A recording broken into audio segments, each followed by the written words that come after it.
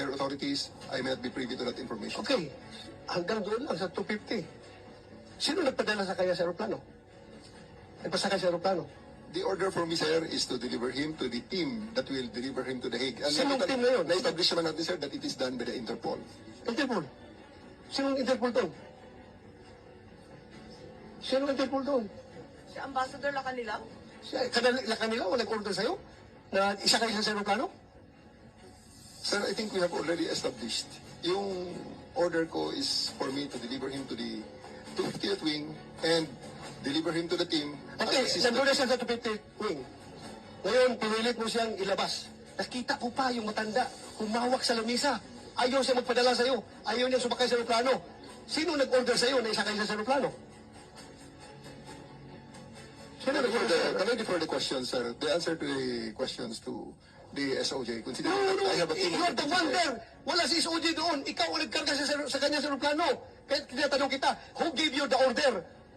Still, sir, I take my orders from the Chief of the Philippine National Police. So, Chief PNP, you give the order to have former President Duterte board the plane? Ma'am, I think that from the very beginning, the DOJ's advice was sought on every step of the way. Yes, sir. We gave the clearance to serve the warrant Yes, sir. of arrest. I am asking them because they are on the ground. Sila ang nag-implement doon. Kaya, Chief PNP, you give the order to sa ADG? The orders to the CID is really to assist the PCTC when it comes to arrest po.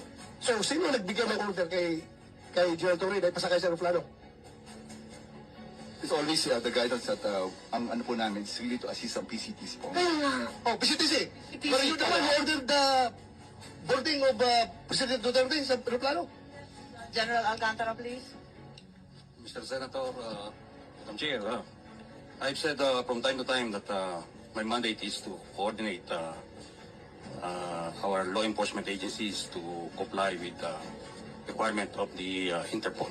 Correct. I believe you, sir. Coordination ka lang. Nag-coordination ka lang. Pero sinabi ni General Marvel na ikaw na nag-order sa That kanya. is the limit of my power. Yeah. But according to General Marvel, ikaw na nag-order sa kanila na isakay sa aeroplano si And Pangulong that is the Duterte. limit also of my authority. That's my mandate. To My have mandate him- is to coordinate, Coordinate. disseminate. So, for the record, hindi ka nagbigay ng order kay General Marvel na isakay siya sa aeroplano? Hindi. For the record.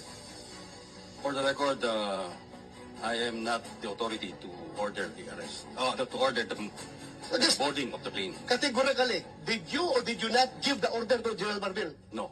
No. So, General Marvel, are you lying? Sir, I'm not lying, but I just want to have the executive privilege po.